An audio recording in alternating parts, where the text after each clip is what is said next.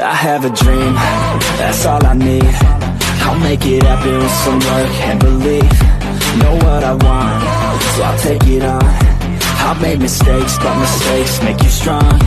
Let's break it down for a minute. I want the crown, I'm gon' get it. You hear me loud, man, I'm winning. Yeah, Charlie Sheen will be grinning. These ladies know that I'm sinning, and this is just the beginning. I'm closing in the night inning. There ain't no point in resisting. Living life like a dream, live it right, that's the thing. Every night, got a team, I've been tied to the scene. Out on stage, here on screen.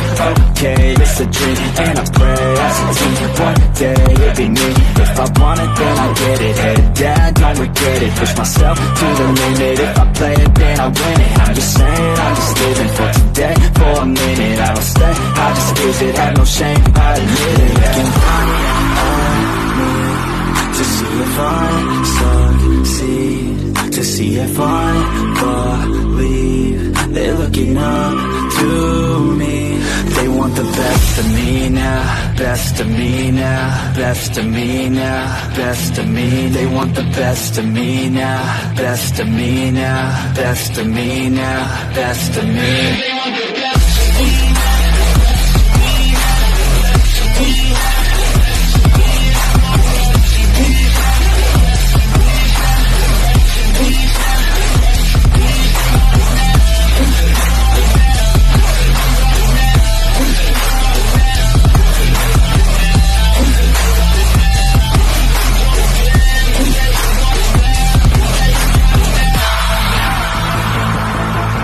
Swear to God, man, I'ma make it soon. Silence all the haters as they see us making moves. I do what I want, so I got nothing to prove. Staying motivated, teaching others what to do. I'm staying focused, my mind is open. They start to notice that I'm in motion. There is no potion, you're not just chosen. It takes devotion to stay composed, man.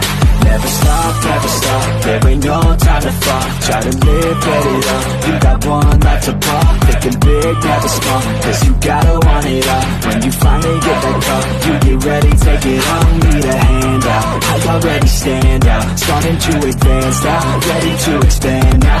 You don't have a chance now, cause we're in demand now. Make it 5 grand now, feeling in command now.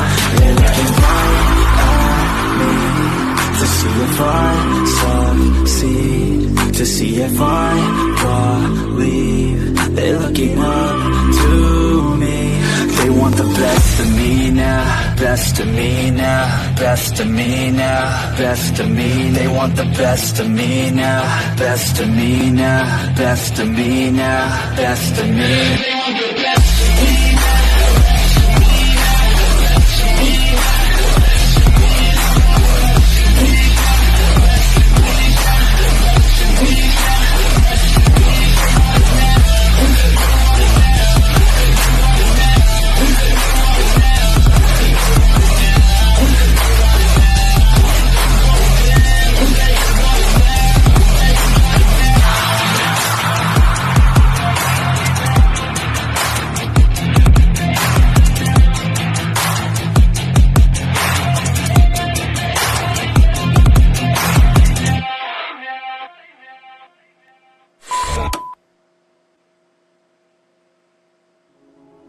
Welcome to Unique Prepping. My name is Zach, and the reason why this channel exists is because I want to build a community of prepping, homesteading, freesteading like-minded people who want to learn, grow, and build a beautiful future together.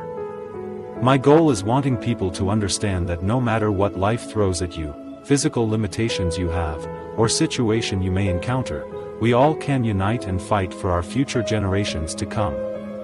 The reason why I'm so passionate about the future is because I was born into this world dead for 27 minutes, and I believe that when I was unconscious, God retrieved me back into heaven, replaced my abilities to walk and talk normally with the ability to have a powerful brain and heart to build a beautiful community to hold the line and have a freedom that we, as God's children, deserve.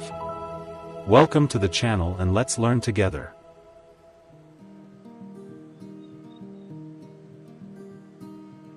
Disclaimer.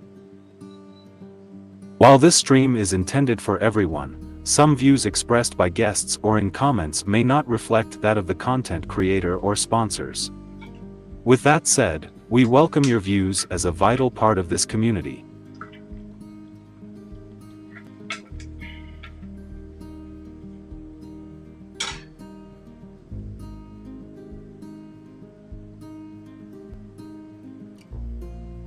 And now it's time for Unique Prepping's Community Live Stream.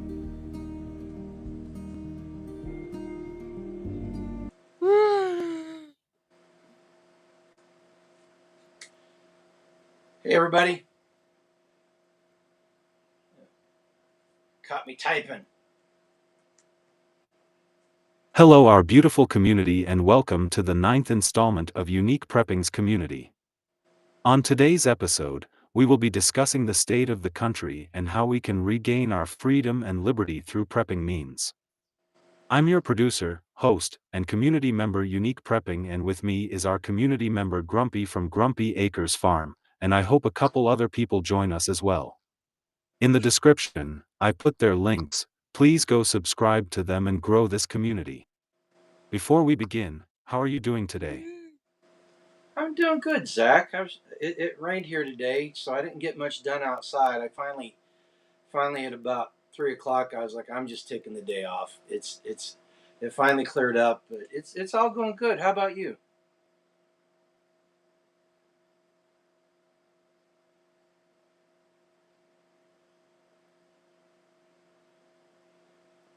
That's good, and I'm doing good today.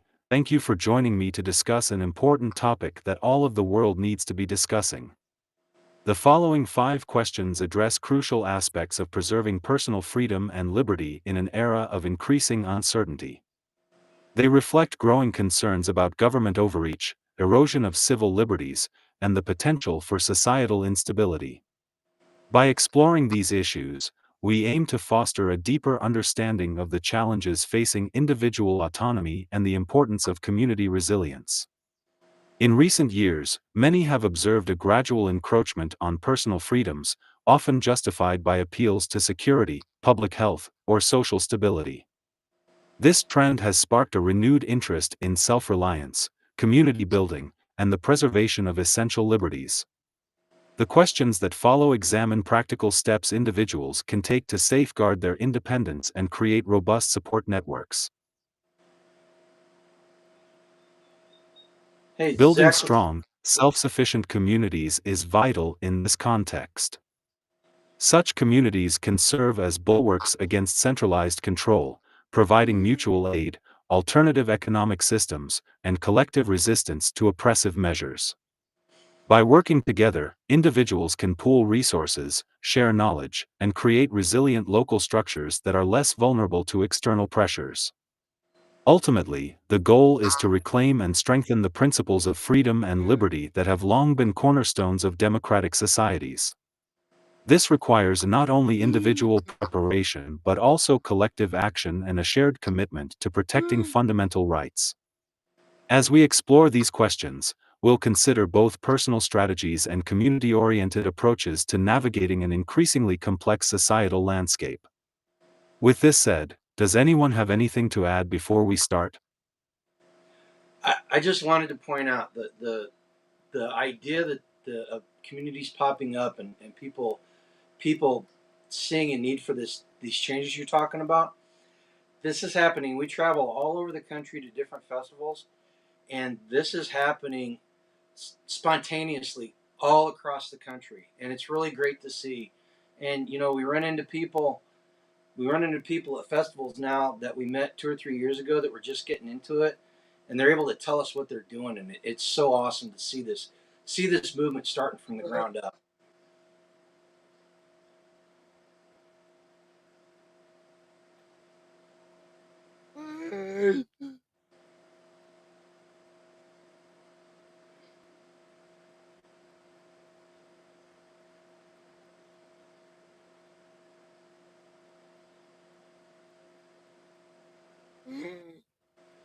Josie, we have a small homestead in northeast Kansas. We up until about 3 years ago, we lived on the Missouri side of the state line, and during COVID, some things happened that I ended up quitting my job, and we literally ended up bugging out and moved an entire working homestead about 120, 130 miles away in like 45 days. So yeah, we're in Northeast Kansas. We've got a budding community here going on.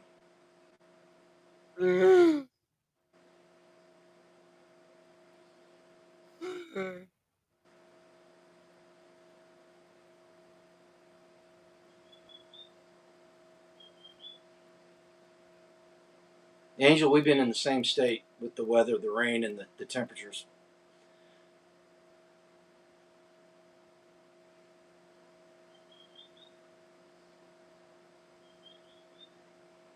So here's what I want to do. When we start the questions, let's start with the person on the bottom left and go counterclockwise. This way we can have structure and we have a great show. Also, I created something to help. I'll end my statements with you out to help keep the conversation going. Thank you for the chat. Please like, subscribe, comment and share this stream. This is how we help this community keep growing. If you want to support the channel, visit the Unique Prepping LinkTree. I appreciate and love each one of you. Let's get started.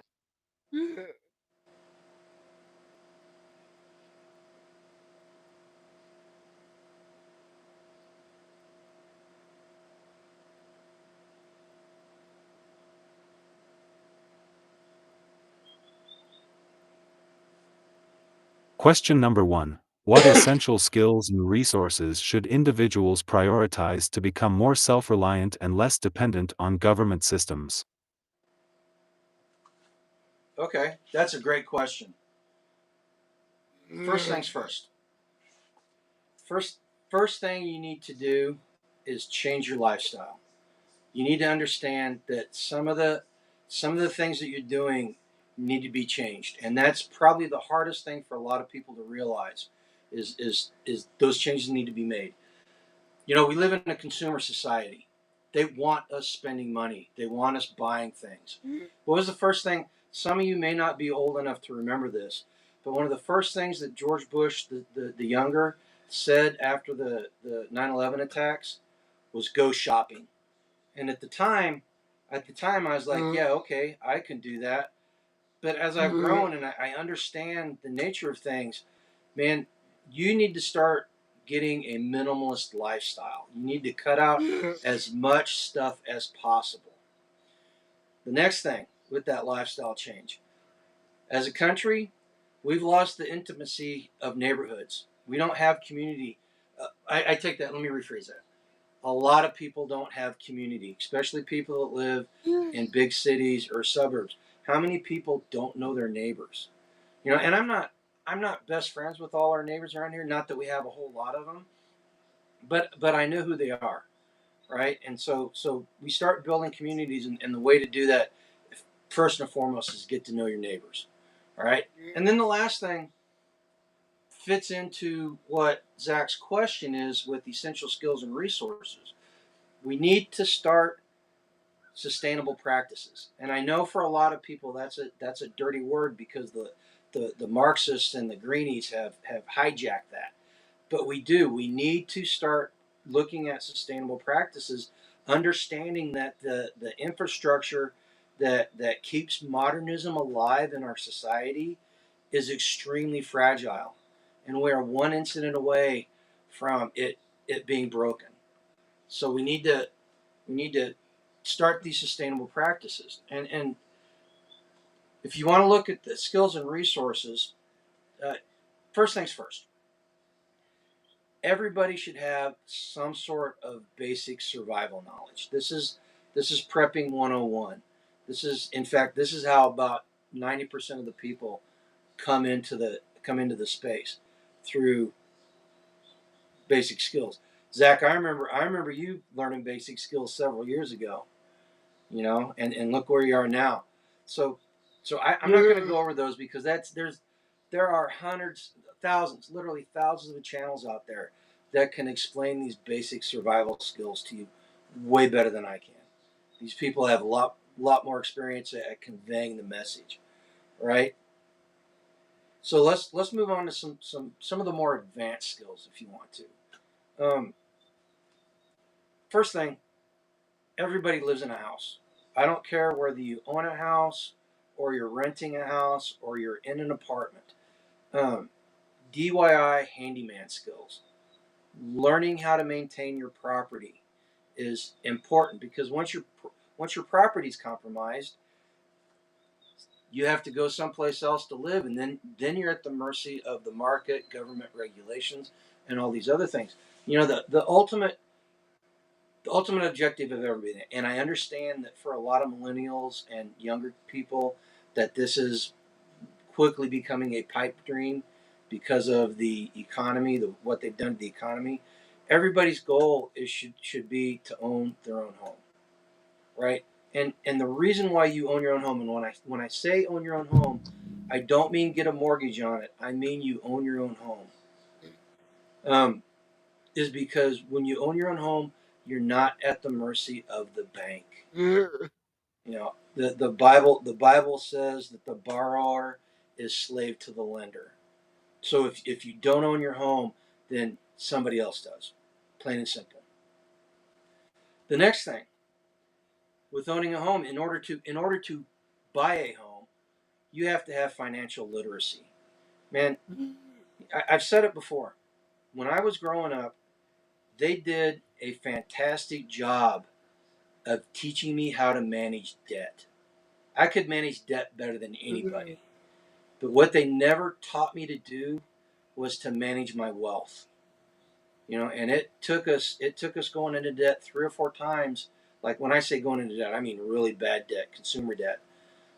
3 or 4 times before I finally got a handle on it, and I was able to properly manage my wealth and get to the point where I was able to buy this property with cash on hand. You know, we sold our old property and we used the cash and we bought this outright. You know, and like I said, I understand it's hard for a lot of younger people to do today, and that's one of the reasons these changes need to be made. It's not fair. It's not fair what's happening to the millennials and the what are they, Gen Alphas now? It's in fact it's immoral. It's immoral what's being done to them as far as taking their future away like that. All right. So financial literacy. The next one, self defense and security. You know, this goes this goes beyond personal defense. All right.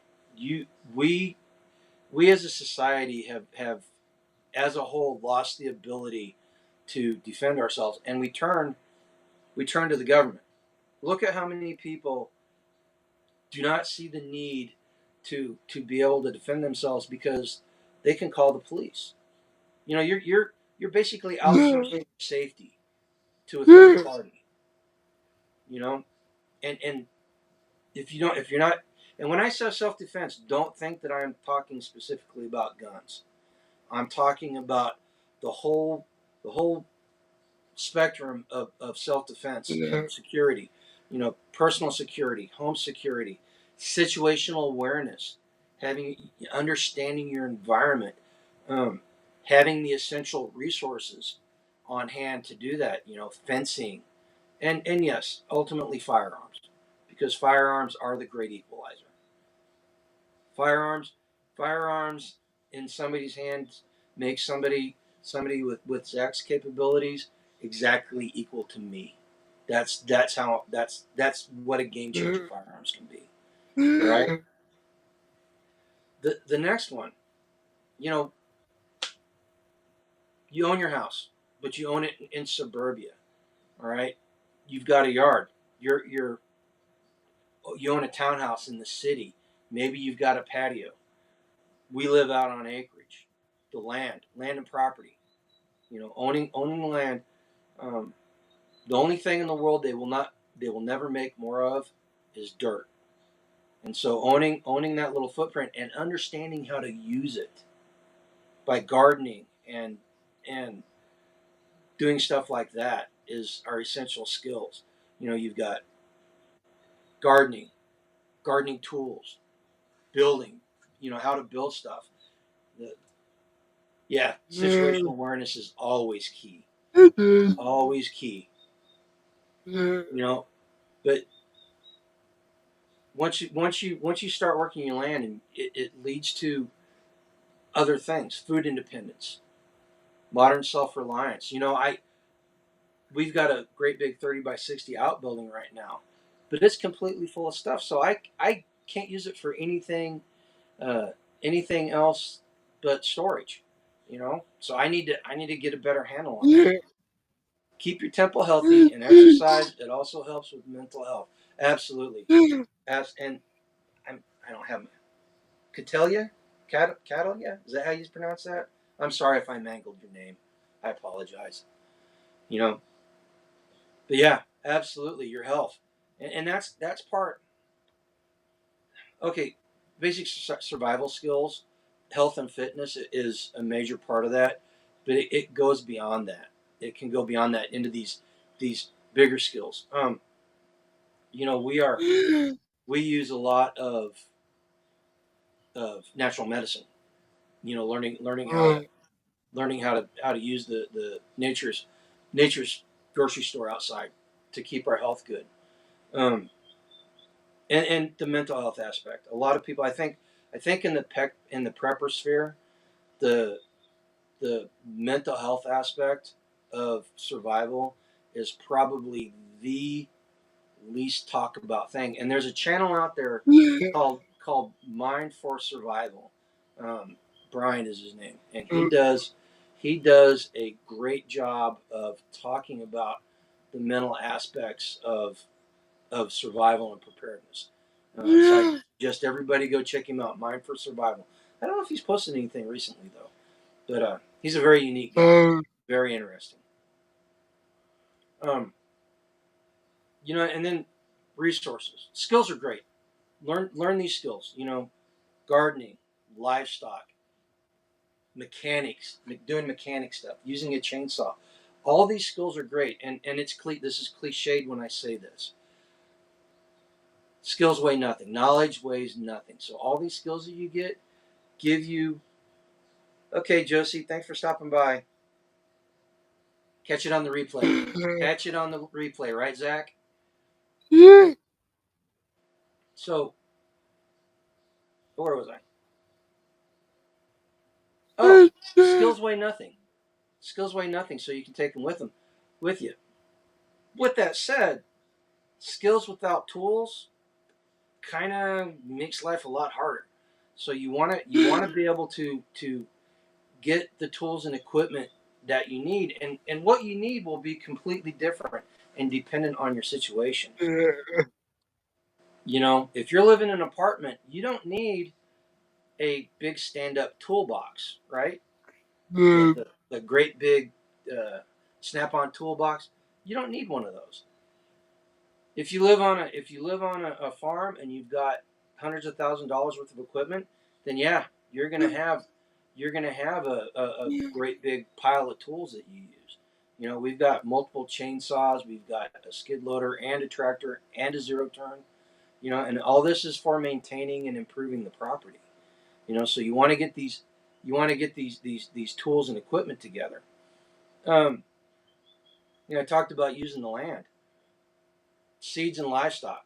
You know, if you live, put a one in the chat if you live on a suburban lot or in an apartment. Just so I can understand, I can see what the audience is like. But if you live in an apartment building, man, if you've got a balcony or a back patio, you can grow food. Now you're not going to grow enough food to feed you probably, but you can still grow food, and every little bit of food you grow takes away from the system's ability to control you by controlling the food. You know, a lot of people a lot of people are really historically illiterate. And, if you ask them what the greatest weapon in history is, they'll probably say a nuclear weapon or a tank or something like that. No, the biggest weapon throughout human history has been food, the weaponization of food. Ask Ask 4 million Ukrainians that died in the Holodomor in the 1920s and 30s about how dangerous a weapon food can be. You know, they starved to death. So getting into food independence is key to breaking free of the system. All right, and same with livestock. You know, if you live in an apartment or on a homestead, we lived on a homestead. We had 60 rabbits and quail. We were getting fresh eggs, not many, because they were quail. Yeah, control the food and control the people. Absolutely, absolutely. But we were able to get fresh meat from our rabbits and fresh eggs from our quail, and it also gave us barter items, which helped us financially. You know, we were able to barter with it. Okay, I have to wait till it comes up on the screen over here, Zach, because I don't have my glasses on and I can't read my tablet. Okay, I wish I didn't live in the, what is it, Carolina Angel. I wish I didn't live in city limits. I do have the biggest backyard in my neighborhood with chickens, ducks, fish pond. I'm redoing shepherds, a cat, and a 6-foot privacy fence. Sounds like you're on a roll. It sounds like you are on a roll. If you go out on YouTube, there's a guy in Los Angeles that lives on a quarter-acre lot, and he raises almost 7,000 pounds of food annually on this quarter-acre lot. Now, that's a very extreme example, and and anybody that in your audience that can do that should probably start their own channel and share their experience and share their knowledge with everybody, because it's very extreme. But you can do it. We lived on a quarter-acre lot, and I had an 800 square foot garden along with all those animals. You know, and during the summer we were able to get 3 seasons of growing in, and in the summertime we were able to supplement our groceries with the stuff out of the garden. So this is stuff you can do, you know, and along with gardening and all these other things, um, water, the resources and skills to collect and purify water. Excuse me. Um, this is essential. You know, the average person uses about 2 gallons of water a day. Here on the homestead, during the summertime, we use close to 80 gallons between all the livestock that we have and us. You know, so it's a very, very, very, very important aspect whenever you're talking about the skills and resources you need to get away from government control. Now, we've got a friend, it's a mutual friend of ours. Some of you may have seen him on your channel, Tag from LifeDoneFree. He's got this idea. He said, we become our own utility, i.e., we generate our own electricity and we have our own water supply. They can't do anything to us. You know, right now, this house is on county water, and they can walk up to my property with a water key and turn my water off. But we have alternatives. It's crazy how some states don't allow rain buckets. Absolutely, Utah, the western states where it's very arid, that is a huge issue. Um, I've got family from Colorado, that not too terribly far from where Zach is, and I remember my grandfather talking about the water wars back in the 30s and 40s, where people were actually killed because water is such a precious resource. You know, and in Colorado they've got this really weird rule where if you're pulling water off a running river, you have to pay a royalty or a tax or a usage tax or something like that goes to the person that lives upstream from you, or downstream. I don't remember exactly what it was. So we had an interaction with the guy when we were on vacation out there one time, and he was trying to explain it to me, and it just made absolutely no sense to me whatsoever. But yeah, there's some very strange rules out there. You know, we talk about water sources, alternative alternative sources, energy sources. You know, we are big advocates of heating on wood here. I do not have my solar system in yet. We are working on it. Backup systems. You know, and if you live in a house or even an apartment, you can build these alternative systems. We've got a solar generator. It's a single panel with the the controller and everything and battery inside a rolling tool chest that we can take any place we want. It'll run a computer and let's see, we had a fan, a computer, and a one of those little mini fridges running off this thing on a sunny day. You know, so you can do it. You can do it if you live in a suburban house.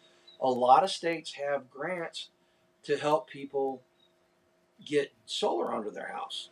You know, and the prices have gone down dramatically. I'm gonna oh gosh, what's Tag over at LifeDoneFree actually has a solar energy company that he runs or works with. It, you know, it's a store. So go out and check. He's got the link. He's got the link at his on his videos. So go check it out. He's got really good selection and really good prices. Um, what else? Knowledge. We talked about knowledge and information a little bit. Every single one of you, every single one of you should have something like this. And this is not even all my books, but you should always try to be building a library. Yeah, Zach's got them too. You know, the the amount of knowledge that you can store in your head is really limited for a lot of people. And when you get older like me, you know, a lot of knocks in the head, a lot of you know, a lot of bad lifestyle choices. You start forgetting stuff. So having a library handy is essential. You know, and buy books. If you've got the space, buy physical books because YouTube University is awesome, and having all the books in electronic format in PDF so you can take them anywhere with you. You can take an entire library on the tablet that I have here. But what happens if the infrastructure goes away and you don't have the ability to use it? Okay. Caroline Angel, I have a guy that's going to hook up my generator to the house soon after he helps me with my pond. My generator is a dual fuel that uses gas and propane. Yep, we're in the process of getting ours set up too, Caroline. We it's actually been sitting in the backyard for 2 years. I just haven't had the time or space to do it. We're finally going to get it hooked up. You know, so hopefully by next should the power go out. But you know what? It's not a big deal to me if it goes out. We've got the wood stove. We cook on wood all the time. We cook on propane, not only in the house but outside the house. You know, we we run vendor tents at these different festivals, and we cook at Self Reliance Festival. So we run an entire kitchen at Self Reliance Festival that runs off of propane, everything. You know. So let's see, what do we got? Question number one. Oh, we're still on the question. Okay. I thought you were posting up somebody's comment. I was like, that's a cool name.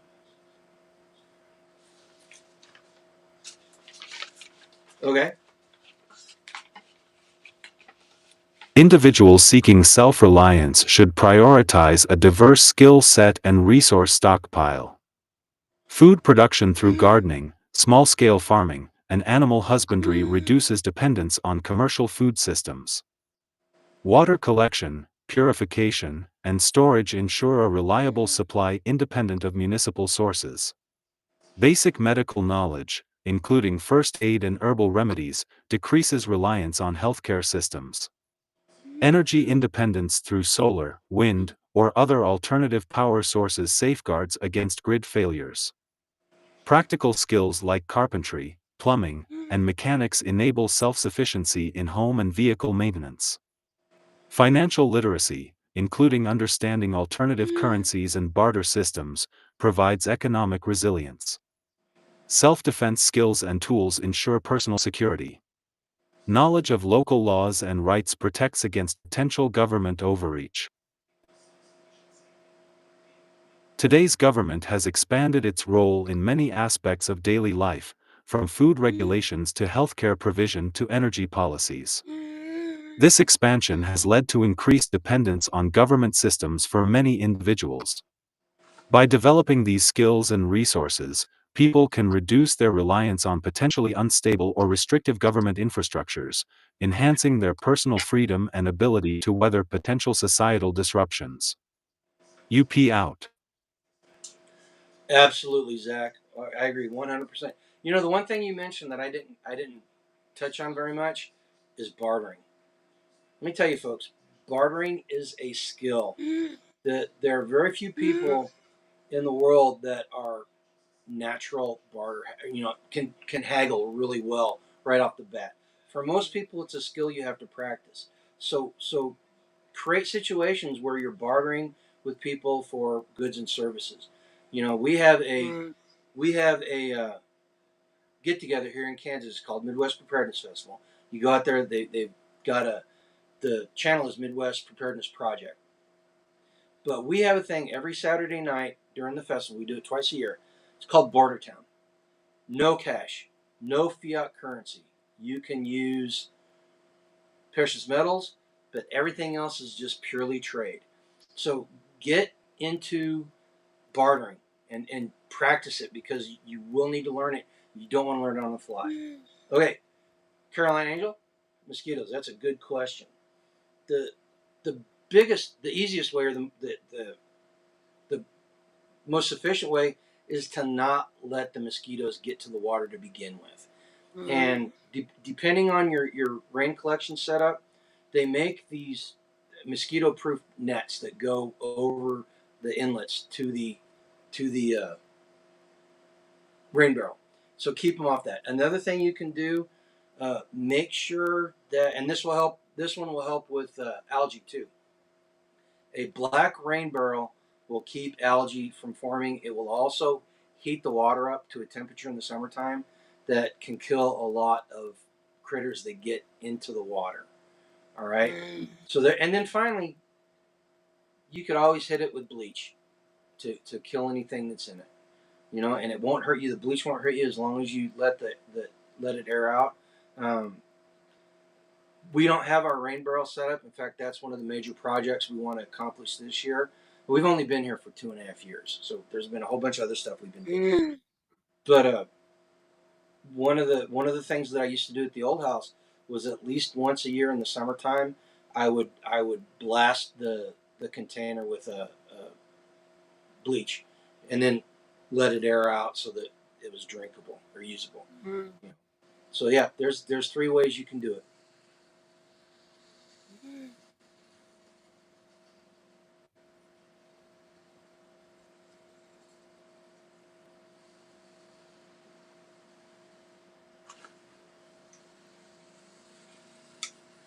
Question number 2. How can people secure their personal communications and data to protect their privacy from potential surveillance? Okay, Zach, that question right there, we could talk for hours on this subject and this subject alone. Just for reference, just so you guys know where I'm coming from. I am a 32-year IT professional. I've been in it since the mid '80s. I am Security Plus certified, and I've held multiple top secret classifications in the Department of Defense and the Marine Corps and Department of Energy, dealing with data transfer, data storage, and all that stuff. So this is something that I know just a little bit about, and I've got some experience with. Okay, so let me start off by telling you this.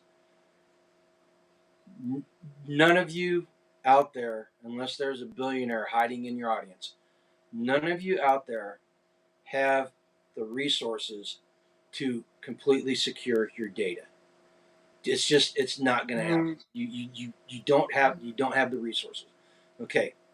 With that said, that does not mean that we don't make it harder for people to get our information, right? And what they're looking for, they're looking what's for called PII, personal identifying information. And with that type of information, they can find out where you live, they can find out where you bank, and they can figure out ways to breach your data security. Um, the most important thing, and it's probably the one that people look at last or least, secure your devices. Now, I want anybody that's using that is not watching this on their phone, or they can't do it. Open your connections up on your phone and see if your Bluetooth is turned on. Chances are that over half of you, probably more, still have Bluetooth turned on your phone, even though you're not hooked up to a Bluetooth device. You're using a speaker in a car, or you were using your earbuds or something, and you just left it on. That's an unsecure device. A hacker can get in, can connect up through the Bluetooth, and install something on your phone without you knowing it. The next thing, strong passwords. Strong passwords. The longer the password and the more complex the password, the harder it is to crack. And it goes up exponentially with the amount of characters you use. Once you get past 12 characters, if you're using a mixture of capital and lowercase, numbers and symbols, it could literally take a hacker millions of years to hack it. All right? And I'm going to tell you this, the hardest passwords to crack are sentences. Just a random sentence with a number and a character in it is harder to crack than one of those auto-generated passwords. And the reason is because the algorithms these guys use don't have the intuitiveness to figure out that it's a sentence, right? Now, with that said, okay, hang on a second. Get away from the thing, guys. The dogs came in the room. I'm sorry. With that said, with the advent of AI, that's going to change. All right, AI is going to help hackers become much more proficient. Third thing, keep your devices updated. Computers, tablets, iPhones, Androids. Make sure you're running updates on it because they're putting out updates constantly for security purposes. They do the firmware and the BIOS on these things, and it keeps the devices safer. And finally, as far as securing your devices, antivirus and anti-malware. All right, they go a long way. They go a long way to help protecting you because even if a guy gets onto your machine, if you've got a good antivirus, it will find the virus, identify it, inform you, and hopefully delete it if you don't have to hand delete it. All right. So those are the most important things. Now we get into other aspects of data security. All right. Oh, hold on. Before I go on, let me backtrack a little bit. So I've been talking about securing your devices, electronic devices. Secure your paper assets too. I know you can go to almost any trash can in America and dig through it and find PII and financial statements and other things in people's trash cans. Buy a shredder. Okay, so Osband Holistic data breach with the IRS in 2023. They're only telling people over the past few months. I use off-grid bag and VPN, and I seldom have Bluetooth on or location on. Absolutely. Absolutely, that's a fantastic way to approach it. And the government is probably the worst about telling people about data breaches. In fact, there are rules that if a data breach happens, private companies have to inform the public. Those rules don't apply to the government. Those do not apply to the government. Okay, what's the next one? Oh, that's the question. So let's talk about some other things we can do with electronics. All right, and I'm gonna mention some different apps in this. I've got notes because Zach let me see the questions beforehand. I got some notes, and I'm gonna talk about some different apps, but I want you to understand something. And there may be some new ones out there that I don't know about. Almost every single app that is purported to be secure has been compromised by the government. And in reference to the whole tenor of the conversation, a lot of the stuff that we're doing is to keep the government out of our business, right? So, but use these apps because, yeah, they may be compromised, but it's better than having a wide open door, right? Having a locked screen door is a lot better than having a wide open hole inside of your house. Okay? So we can use secure communications. Oh, hang on. Let's read Carolyn. My husband uses a VPN. I don't know how to do that. Hey, I'll try to get back in a little bit. Trying to cut front yard before it rains. Okay, okay. We'll probably still be here. And yes, VPNs are on the list. All right. In fact, if you don't, if anybody that doesn't know what a VPN, it stands for Virtual Private Network. And imagine a tunnel between point A and point B. And what it does is it encrypts the data going into the tunnel, and it goes directly to point B, and then it comes out. Unlike a radio wave that just goes out to everybody, anybody can intercept it. Using a VPN is much more secure because it's harder to get into the data stream, and the data stream is just the data moving between point A and point B. All right. So yes, get it. And VPNs have gone down dramatically in price recently.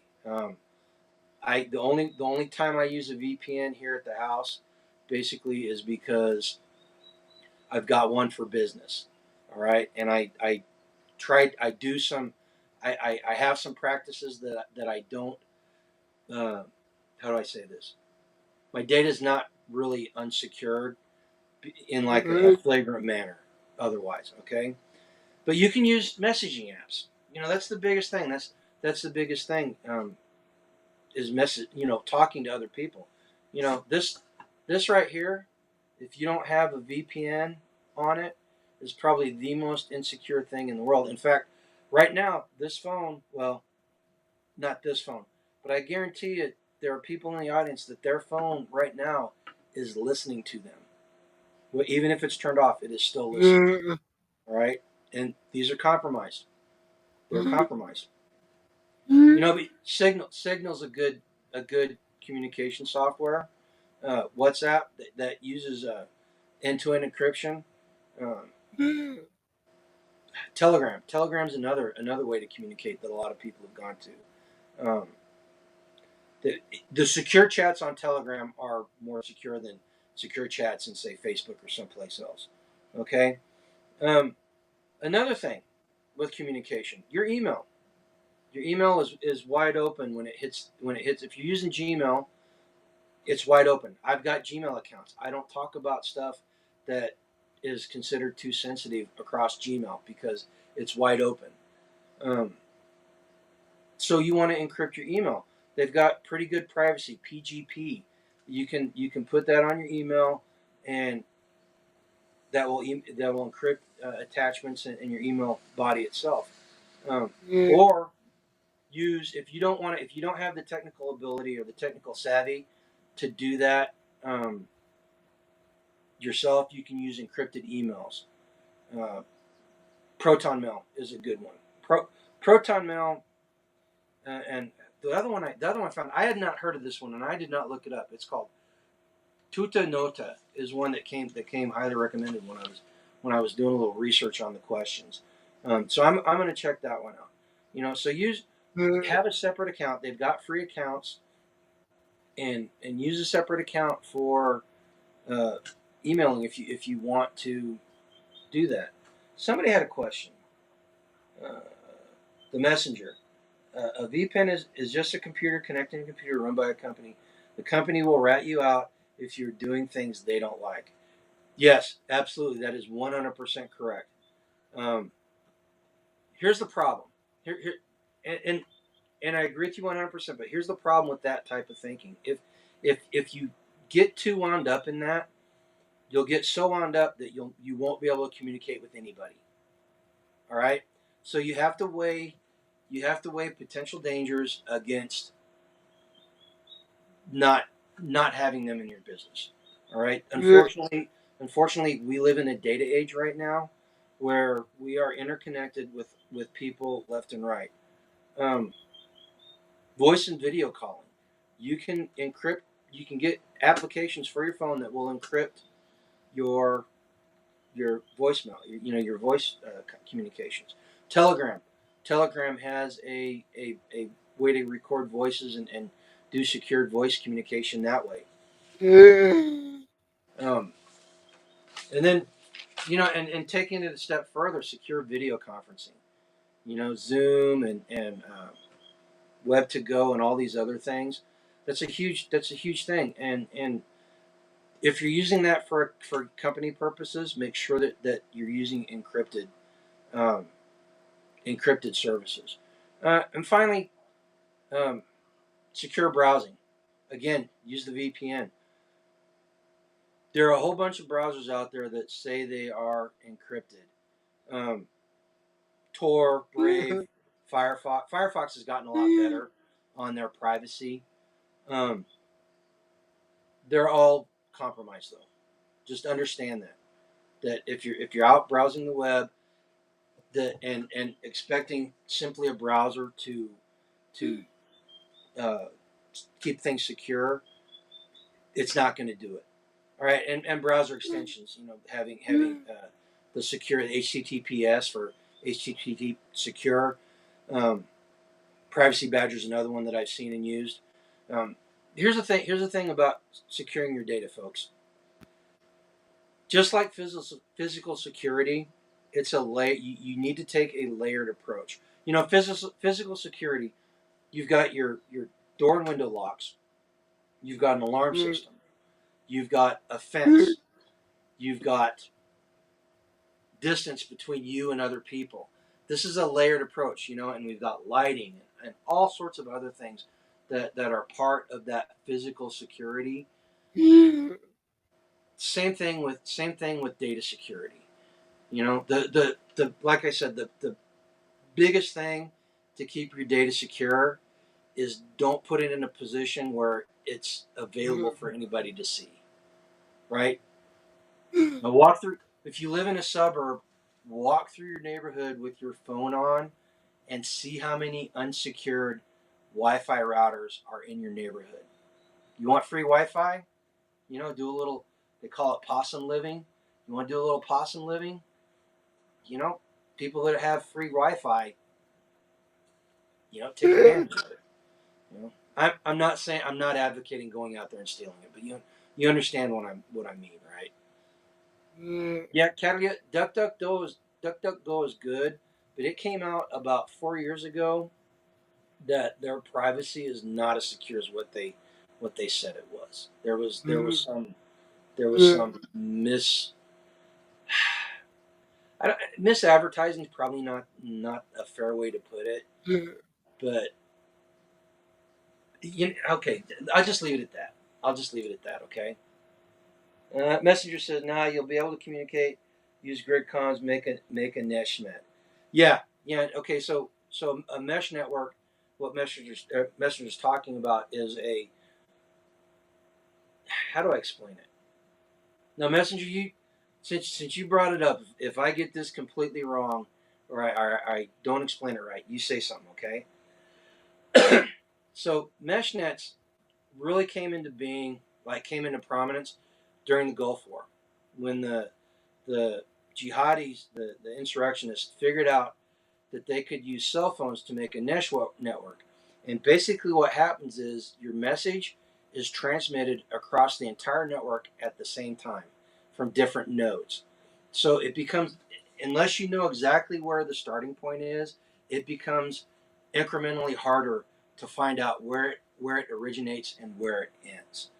Whereas a traditional cell phone will go hit a single point and then move to another point and then move to its destination, and it becomes very easy to figure out where the two parties on that conversation are.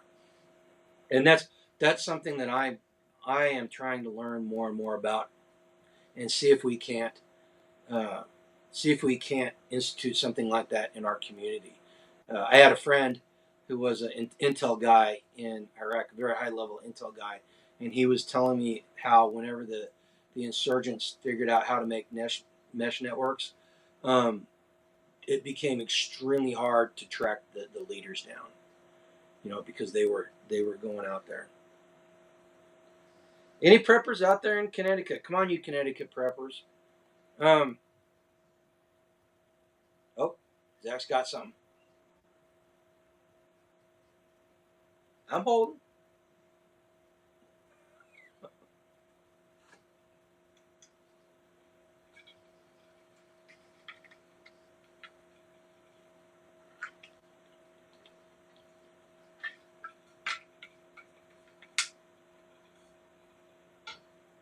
Hey Sterling, use freesteading.com. Yep. Anybody that doesn't know what freesteading.com is, it's a free speech alternative to Facebook. Um, some friends of ours are the ones that actually started it. And there are some great forums on there for prepping and homesteading. The coolest thing about freesteading is they've got state pages. They've got a different forum for each state.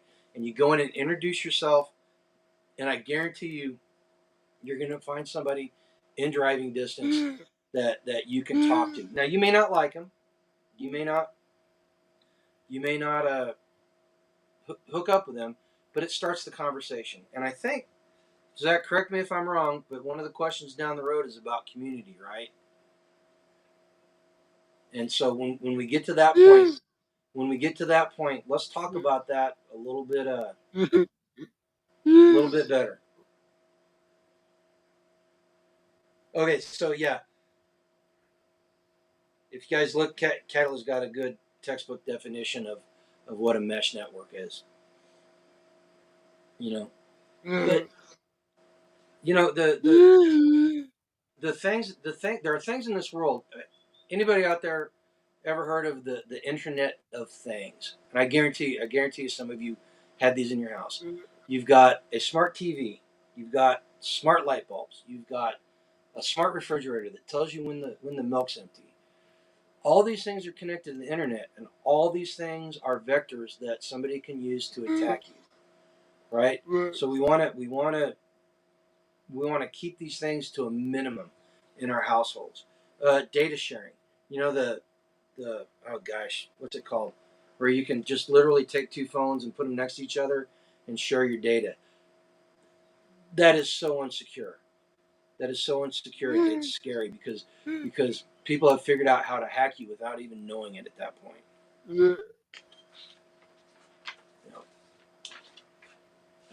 That's about it. I could go again.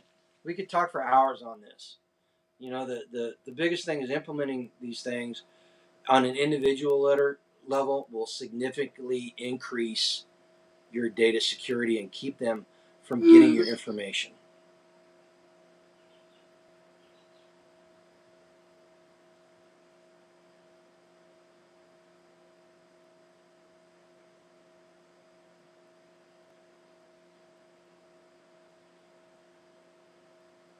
Individuals can employ multiple layers of security to protect their communications and data from surveillance. Utilizing end-to-end encrypted messaging apps as intermediaries from accessing message content. VPNs mask internet activity and location. Robust passwords combined with two-factor authentication safeguard counts. Encrypted email services shield message contents. Avoiding public Wi-Fi networks reduces vulnerability to interception. Regular software updates patch security vulnerabilities. Disk encryption protects stored data. Using Tor or similar anonymity networks obscures web browsing. Hardware security keys provide strong authentication. Air-gapped computers isolate sensitive data from networks. Current government surveillance capabilities are extensive, leveraging both digital and physical methods to monitor communications. A scenario without modern communications would significantly hinder mass surveillance efforts. People might rely on in-person meetings, coded messages, dead drops, or primitive radio communications to avoid interception. Such methods, while less convenient, would make widespread monitoring far more challenging for authorities. The absence of digital footprints would necessitate resource-intensive human intelligence gathering, limiting the scale and scope of surveillance operations. UP out.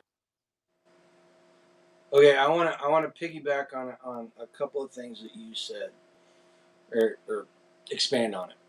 Number one, you know what the greatest threat y'all have to your data security? It's you. It's the human element. It's your coworkers. It's the HR department in your company. Um, the human element is the weakest link in the data security chain. So again, just like on the first one, lifestyle changes. Lifestyle changes in this respect will will go a long way. And then as far as the clandestine communications, you know, if we get to the point, this is one of the big things. One of the big things about communicating by radio that a lot of people have a negative thought on. You know, I don't want to get a ham license because I don't want the government knowing my business. Okay, here's the deal. If we get to the point where the government is going to drop a Hellfire missile on top of your radio location, then we've got way bigger problems than worrying about our email and all this other stuff. The clandestine communications are something that we should explore, definitely, and we should learn about it so that we don't want to have a PhD level conversation on it, but we want to be able to have a conversation with somebody about it at some point if we have to. All right, let's look at probabilities and possibilities, and structure your defensive stuff using those standards.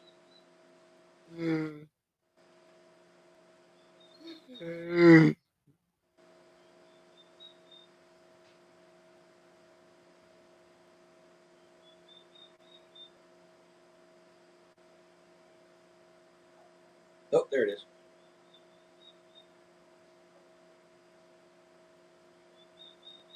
Question number 3. What are some strategies for building resilient local communities that can function autonomously if larger systems fail? Great question. This is one of the main focuses of our network and our little network of other channels that are local around here. There's 4 or 5 channels in our circle, people in our circle have, and we all try to talk the same message. And the biggest one is community. Okay, first off, why is community important? Before you build a community, you have to understand why it's important. Because having a community will give you resilience. All right, it will give you somebody to stand next to you to make hard decisions. Think about this. Here's a good way to think about it. A fascine is a bundle of sticks. If you take a single stick, you can snap it very easily. If you add 2 sticks, it becomes harder. By the time you add 30 or 40 sticks, not even the strongest person in the world can break it. And that is the strength of community. All right. So what is the hardest part about building a community? I said it before, that initial conversation. So many and preppers are terrible at this. This just drives me nuts. Uh, Preppers are terrible about this. They get so wrapped up in not wanting people in their business that they close off avenues of being able to communicate with people. They won't talk to people about what's going on, and they end up isolated. So the first step in building a community is starting a conversation. And Zach pointed out a fantastic way to do that. That's getting on a social media site like Freesteading and talking to people, right? And again, you don't have to like everybody you meet there, but it starts the conversation. Freesteading, I'll give you a freesteading story. We were at a festival a couple of years ago, Back to the Land in Tennessee, and me and a guy that watches our channel were talking, and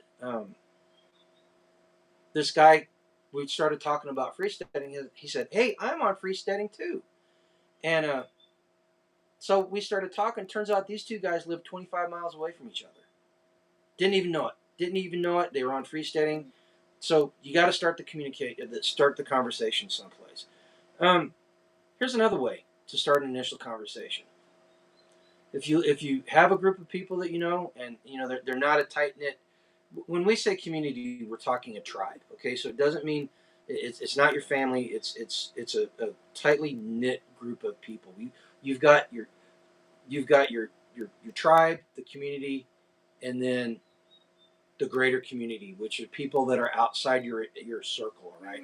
Inner circle, medium circle, and outer circle. All right. A potluck. And it sounds stupid as hell. I realize that. Have a potluck. Invite two people that are like-minded, and tell them to invite two people that they know that are like-minded, and have it someplace neutral so that everybody feels comfortable. No talking politics. All you do is talk about who you are and what you do. A couple of things that you do when you have one of these potlucks or one of these get-togethers, you know, is you get everybody's contact information that's willing to give it, and number two, find out what skills and resources they have available that they're willing to barter with. Again, see, this goes back to the whole financial thing. You know, you're building a community and getting these things going on. Another thing, have regular. A lot of people will say meetings. A lot of prepper groups will say meetings, right? We don't have meetings. What we have in our community is get-togethers. We have community dinners up at a local restaurant. Tag at LifeDoneFree right now is putting trusses on the new community building that we're building. You know, and he's paying for it. People are donating stuff, and people are donating their time. I'd be over there right now if I weren't talking with Zach, right? Oh, Tucked by V, yeah, get on there, man. Let people know what state group you're in so that they know who to look for. All right, but yeah, so have regular get-togethers, whether it's a traditional, uh, prepper group meeting, or if it's a community get-togethers like this. Have regular meetings, and the third thing on that is try to get everybody to participate. This is one of the things I'm really bad on. I spent 3 months on the property one time last year, where the only time I got off the property was to go to work or social engagements with the community that Yoda forced me to go to. All right? So include everybody. You want everybody included because you don't want people to feel isolated. The next one, have workshops. Share your knowledge. We don't want one person in the group to be the sole font of knowledge. We want to spread that knowledge around. And you want to talk about success. Special Forces A teams, probably one of the most premier military units in the entire world. They are cross-trained on everybody's job, so everybody knows how to do everybody else's job at some level, and then everybody knows how to do somebody else, like a single person's job on the team. They know how to do that just like they were that person. All right, so take a model off of that. Have classes, have workshops. It's one of the things we do at our festival is we have workshops. You go to any festival worth its salt, they're going to have workshops. And there's another thing you get off of free study. They've got a calendar that has all these upcoming festivals. The more festivals we get put on there, the more opportunity people are going to have to go to these workshops and exchange knowledge. And that's what the festivals are about. The community and interaction is great. The fellowship, but it's the exchange of knowledge and workshops that make it worthwhile. Community projects are another thing that we just talked about. We have work days. One time over on tax property, we cut 40 cords of wood and stacked 20 something of them. They came over to our house a couple weeks after that, and we did, in about 6 hours, we did 8 cords of wood for us. Got us through all last winter. In fact, it's almost time, once the heat of the summer's gone, to have another thing. We do chicken butchering. We get together. That one time, Yoda helped the neighbors group butcher 168 chickens. Butcher and process. Butcher and process. So yeah, it's a big thing. Doing these community projects. Resource management. We have multiple skid loaders within our community, multiple chainsaws, and we're able to share. If somebody's got a piece of equipment down, we're able to share our equipment. Um, Here's a big one. You guys, this is something you guys can do immediately. Look for a community-supported agriculture um, business there, and basically what that is, it's a farmer that sells shares in their produce at the beginning of the year, and you get fresh produce throughout the year, and they will do all the hard work, and you'll be able to get it. But what you're doing by buying these shares is you're providing them the financial ability to get everything going on their farm for that year. And farmers markets. There's another one. Have your group. We're still our community is still young enough that we're trying to get our gardens and everything growing to the point where we can combine all our produce and go to a farmers market. You know, a lot of people have gotten into Matt and Gabby's idea of a pop-up farmers market where you just find somebody to let you throw up, sell stuff out of the back of your truck. But there's ways you can do this. All right.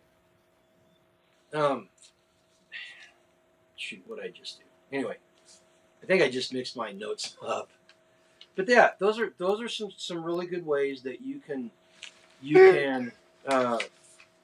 build community. You know. Oh, let me see if I can get back on track here, Zach. Personal communications. There we go. See, guys, the questions that Zach put out there, he put out these 5 questions. Seriously, he could do 2 or 3 hours on every single one of these questions. And when I did my notes on this thing, it ended up being 15 pages long, and I was able to trim it down to 12. So yeah, Zach's got some great great things. One of the things about community, and this came into focus for our community very recently, is capital. All right, and when you say capital, people think about money. That's just a small part of it. That's just a small part of capital. You've got time. Time is capital. In fact, time, in my opinion, is probably the most important capital you've got. You've got social capital. And social capital is the capital that you build through your interpersonal relationships with people. You've got resource capital, asset capital. It's not money. It's assets. And I was talking about how we're able to share our assets between the group whenever we need to. Right? These are all forms of capital that help build a community, and it becomes really important. And I'm a firm believer in this. A lot of preppers build their communities, and the first thing they're going to do whenever something bad happens is shut their gates.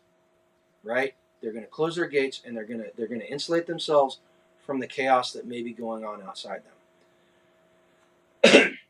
Excuse me. Now, if they were doing things right, they would have built up social capital with their neighbors of wherever this place they're going to hold up is going to be. You shut that gate and you burn all your social capital with nothing to show for it. Right? You are abdicating. You're abdicating your ability to influence the greater community, and potentially turning that ability over to somebody who has ideas and morals and ethics that are contrary to yours. So one of the things we do, after we build our family, we build our tribe, and then we build our community, is we start interacting with the greater community. And we do this through becoming involved in social organizations, becoming involved in religious organizations, becoming involved in politics. We've got a guy in our community now that is running for county commissioner, because the county commissioners have proven that they cannot be financially responsible. And so is it going to make a difference? I don't know. But yeah, it's going to make a difference, because A, it's going to put people on notice. B, we during the campaigning process, we have the ability to open some people's eyes and expose people to our ideas and our morals and ethics. And and hopefully change some minds. And that gets more people that are outside our circle thinking along the same lines we are, right? And so we can start influencing the community as a whole before something bad happens. Because the more people that are prepared before something happens, it's the less people we have to worry about afterwards. Okay, Kat has got a question. She put it in caps. She's yelling it. It's got to be. It's got to be important. Go ahead and post it up there. I'm going to go ahead and read it. All right. What if your community is not receptive? For example, you cannot talk about this subject to too many people. They look at you. They look like you're crazy and have no idea what is really going on. That's a good question. A lot of people, and it goes even deeper than that. Okay, yeah, your spouse. Your spouse. A lot of people, a big hurdle to starting prepping and starting building community is their spouse. They think it's crazy. If you get a chance to listen to one of the lives that my wife Angela Yoda is on, she'll talk about how she came around to understanding the importance of being prepared. Um, and it is a tough subject. The Bible tells us, you talk to people about it, and if they're not receptive, you shake the dust off your sandals and you move on, and you look for somebody else. This is why it's important to get into something like freesteading. There's an organization, Kentucky Sustainable Living. They put on a festival in uh, gosh, where is it? Greensboro, North Carolina. At Western Kentucky University. You know, the guy that started out a little prepper group, and now he's got over 900 people active in the network in Kentucky. And he said last time I talked to him, he said he's got almost 200 people that are like active, not just in the network, but active and actively building community. So this is why it's important to get out there and find these online resources for like-minded people. All right, and quite frankly, and I'm not saying this just because the people that run freesteading are my friends and community members. It it is the best way to start the conversation with somebody and finding somebody. And it's hard. It's hard. You got to open yourself up, man, and you got to be willing to have people look at you like you're crazy and tell you that you're wrong. You know, Tuck by V. My wife didn't want to prep, so I was like, more rice for me. She's on board now. Yeah, yeah. My wife was the same way. She thought I was nuts. But I was doing it. I was doing it because as a man, it's my job to take care of my family, and I saw the need to start prepping. And once she came on board, man, she was more fanatical about it than I. She came home. She came home one time with a Chevy 2500 full size bed, completely full of canning jars that she bought up in the Amish community up in Jamesport, Missouri. That's how on board she was, and she's still on board with it. Not quite as zealous, but she's still on board. You know. So yeah, the people are out there. You've got to work on them, and the good thing about the craziness that we live in now is more and more people's eyes are getting opened up, and the worst thing you can do to somebody is look at them and say, "I told you so." Don't say, "I told you so." You talk to them and you go, okay, so what are we going to do? Ask them what their solution is. Oh, I was just teasing you. I was teasing you about yelling. My husband wants to prep pew pews and ammo, but he doesn't want to eat out of the garden. I can't grow Doritos. Well, Amy, here's the deal. When the time comes and his stomach's empty, he's going to eat out of the garden. So you go ahead and you do your thing and you prep and move towards that homestead thing. And here's an important thing about building community and being prepared. All right. So homesteaders and preppers kind of butt heads you see this all the time, and they think that they're different people. You guys aren't. You people that are in the crowd that are preppers and the people that are in the crowd that are homesteaders, Y'all are exactly the same. You're just on a different place on the spectrum, on the preparedness spectrum. You know, your hardcore prepper stacks beans and rice. They stack MREs. You know what my preps are?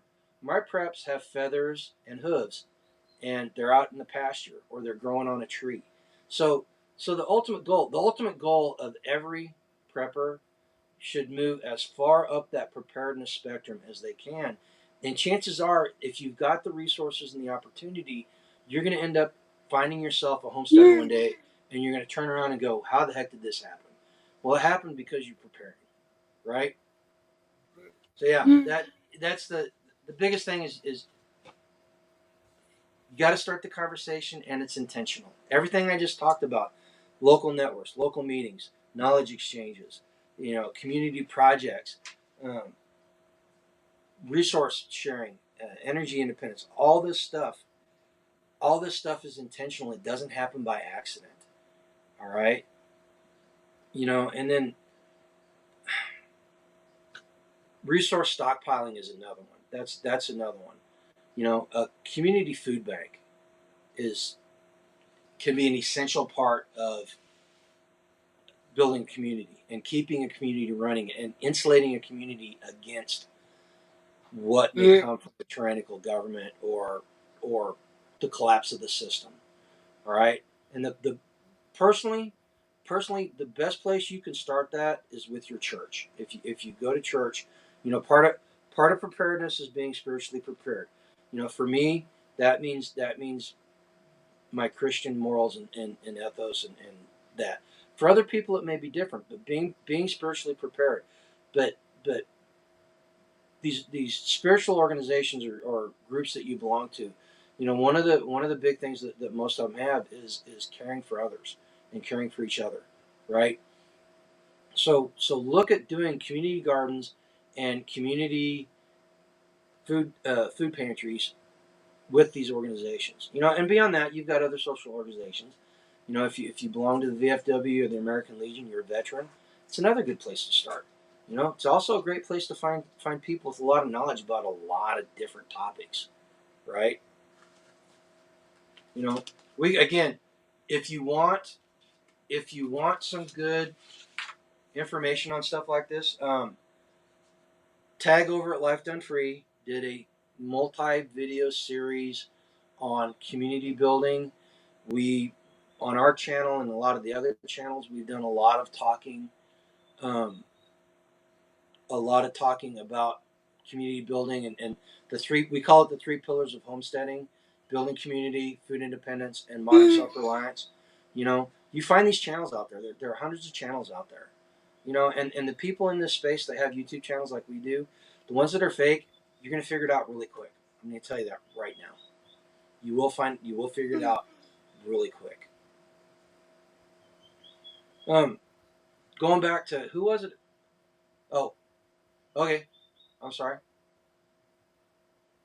Folks, while he's talking, I ramble a lot. Honestly, I'm blessed I have you guys as my community because I don't really have much outside my family here. Yep, absolutely. And guys, if you haven't been following Zach is an inspiration. Because I remember several years ago when he was just getting into it, and he has come a long way. And the message that he's given you guys is essential going forward for our society and us as individuals. The last thing I'm going to say about the whole building community: do things as a community to help people's health, not just physical health, but mental health as well. As I said before, mental health is probably the most overlooked aspect of preparedness, period. But do things, the work days, great way to get physical activity. Do hikes. The Midwest Preparedness Project had almost 400 people at it this last fall. You know how it started? It started as a camp out with 5 families, and I think Yoda and I were like the 7th or 8th family that joined that circle. That's how it started, and we would do hikes and stuff like that together. And look out for everybody's physical health and their mental health. Okay. Hope that answered questions.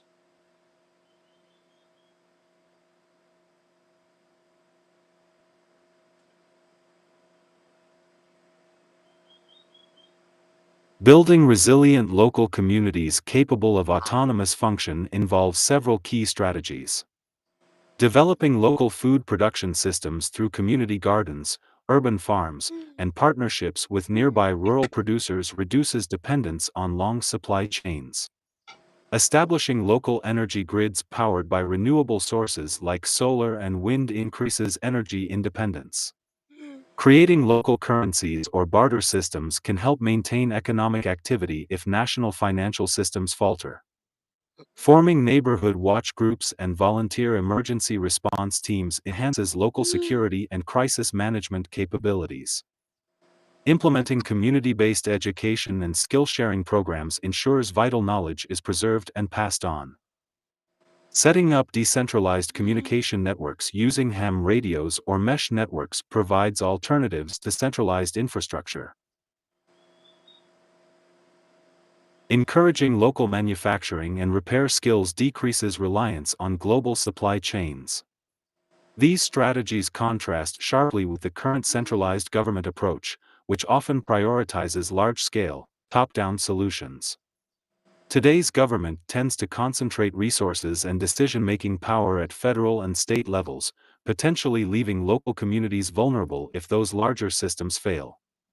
The emphasis on building local resilience represents a shift towards a more distributed, grassroots model of community organization and governance. UP out. Okay, before we go on to the next question, Zach touched on a couple of things that I want to elaborate on. First one, we need to take a page out of Hillary Clinton's book. It takes a village to raise a child. That is a true statement. What she neglects to say is if that village is a Marxist socialist village, you're going to end up with a little commie. All right? So, as a community, the children are literally the future, as cliched as that may sound. So, it's our responsibility as adults to be mentors to all the children in the community. It's one of the great things about the community that we have here that I love is that the kids are great, and we all look at them like they're our own kids and our own grandkids, and we try to take care of them, right? The second thing is, I'm a firm believer that there is not a political solution to what's going on in our country right now. All right? Your vote will not save the country, period. There's not a politician out there that has the singular ability to save the country. Where you do have power is locally, in your local community. I'll go back to what I said before about being involved. All right? The votes you cast down ballot this November in your state and local elections are going to impact your life deeper than anything that comes from Washington, D.C. In fact, history shows that when things start getting bad, the center of gravity moves away from the faraway politician, and what's happening in your local neighborhood becomes more important to you. All right, and we're headed down a road.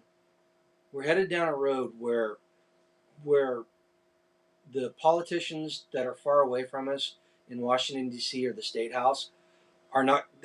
They barely listen to us now, and it's going to come to a point where they don't listen to us at all, and we can return the favor, become ungovernable, do the things that we're talking about here, and worry about what's happening locally, so that we can ignore what's coming from on high from these people that they really don't know us and they don't care about us. Plain and simple.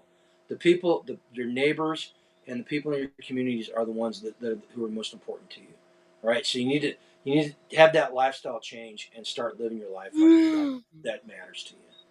All right, okay, I'm that's enough. I could go really dark there if you let me go, Zach. So get on to the next question before I do that.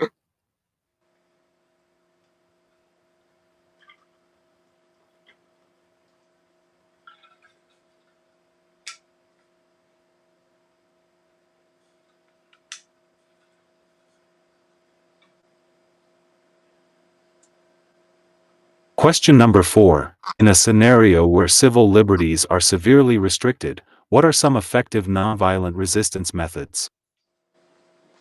It's a good question. and it's becoming more and more pertinent as time goes on. Um, I'm going to start off.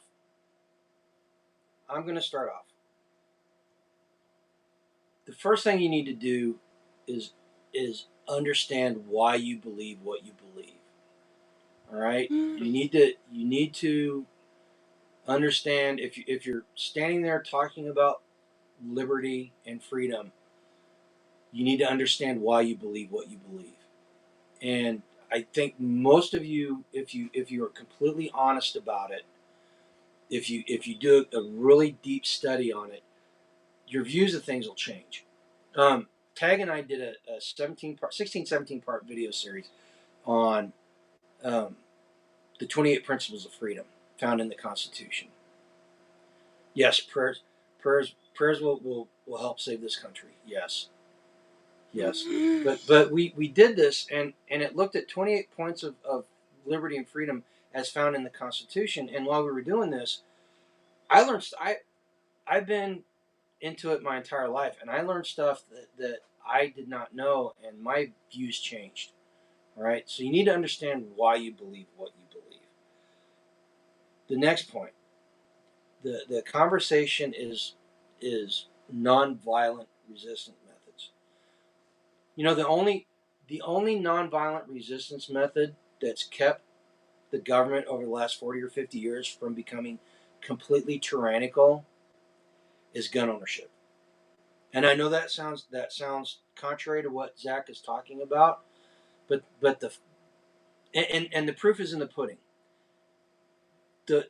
They move so hard to take guns away from people because they know that if people decide to become violent, that's the way they're going to do it. So the best thing you can do is to become a gun owner and learn how to use your gun against the tyrannical government, right? And everybody's not going to be a door kicker. Everybody's not going to go out and do the high speed, low drag stuff like I'm not. I'm too old and fat. Man, when I was younger, I was on security forces in the Marine Corps, 10 years in the Marine Corps. I was doing that stuff. I was living the dream, baby. It was fun. I'm telling you what, I'm too old and fat to do it now, man. But what I can sorry, the dog just jumped off the bed. Get out. But you know, I can pass that knowledge on to people, right? So do that. But there are other things that we can do. Number one, start talking to your representatives. You know, there's no political solution, but what you can do is you can create a situation. And this is one of the reasons I'm not a big Trump fan. I'm gonna be honest with you. You know, anyway, that's another story. But I am going to vote for him because if he wins, he will give us time. And as I said before, time is the most important resource we have. He will give us some time to continue to prepare and continue to fight against what's going on. That's probably the most important thing he can do for us by getting elected. All right. So interact with your politicians. Go to government meetings locally and put these people on notice that you are paying attention. We live in a county with about 15,000 people in it, and the average attendance for county commissioner meetings is 10 to 15 at the most. All right, so get involved this in a nonviolent way. You know, these are forms of peaceful protest. You know, to get out there and just get together and peacefully protest. And I'm not talking a fiery, but mostly peaceful protest. I'm talking about true peaceful protesting. Um, Create organizations. You know, one of the greatest organizations out there that's probably few people really know about is the Appleseed Project. And what it is, again, it's Second Amendment related. You know, they go out and they do firing qualifications along the line of what the Marine Corps does, known distance courses and then 25-meter courses depending on the thing.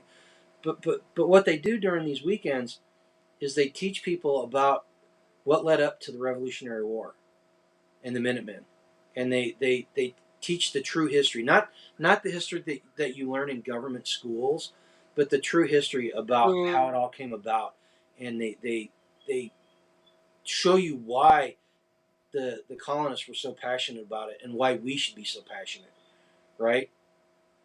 You can do sit-ins if it goes to the point, they they they ignore us. We can do sit-ins. Um, we saw on January 6th what happens if you don't do these things properly, and how they can weaponize it against us. And they will if you start doing this. I can tell you this right now: there will be people inside these crowds trying to get them to misbehave. I was in the original Tea Party movement in Kansas City, and there were agitators in the crowds in Kansas City as we did this. There were people that were government agents. It was obvious that they were government agents taking photos of us all and cataloging us.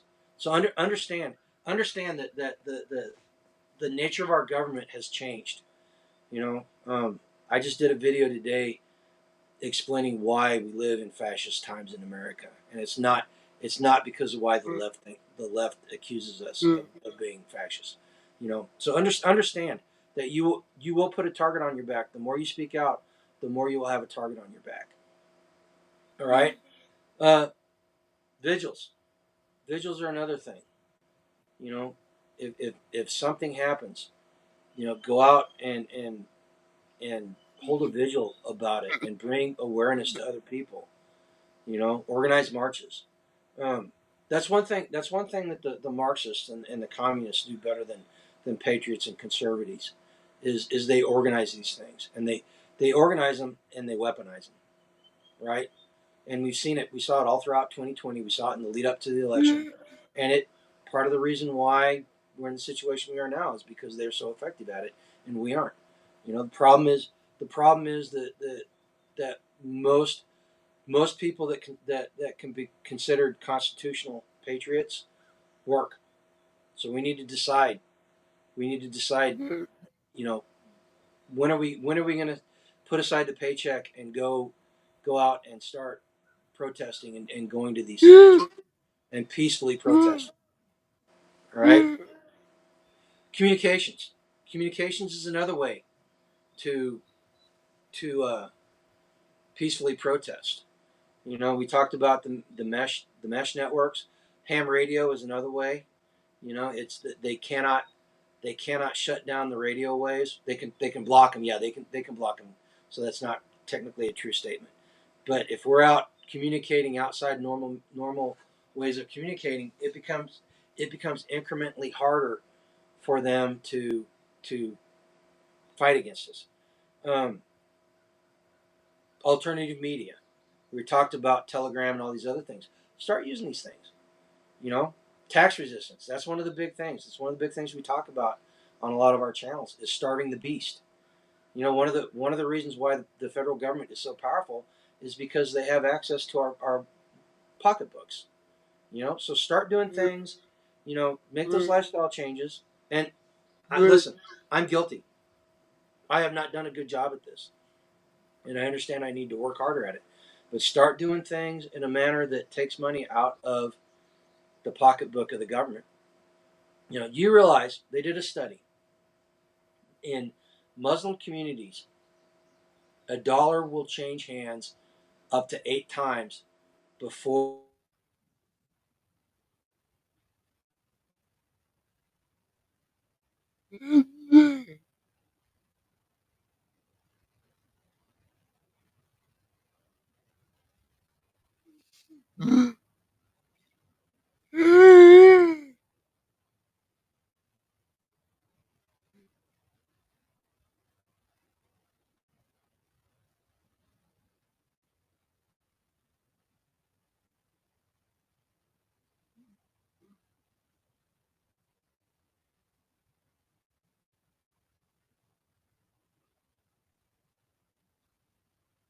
Nonviolent resistance methods under severe civil liberty restrictions could include widespread civil disobedience campaigns.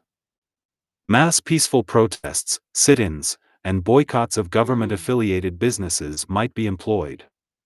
Underground networks for sharing and censored information could emerge, utilizing encrypted communications and decentralized technologies.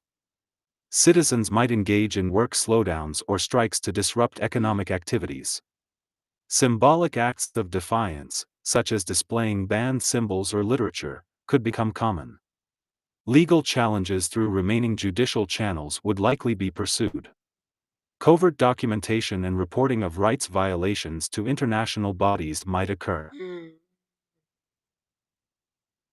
Social media could be leveraged for rapid organization and dissemination of resistance messages. Passive resistance techniques, like refusing to comply with unjust laws or cooperating with authorities, might be adopted. Alternative parallel institutions and support systems could be established to reduce reliance on government services. These methods bear similarities to tactics used by some groups today who perceive government overreach in areas such as surveillance, gun control, or pandemic-related restrictions. However, the current U.S. political landscape allows for open dissent and legal opposition through established democratic processes, distinguishing it from scenarios of severe repression. UP out.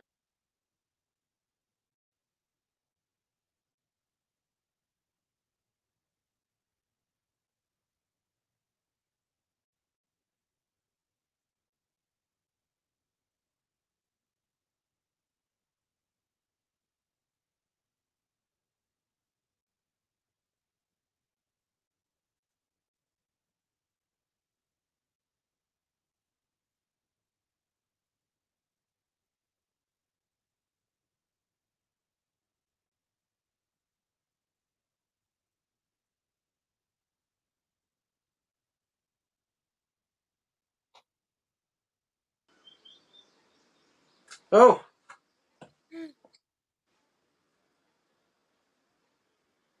see what happens?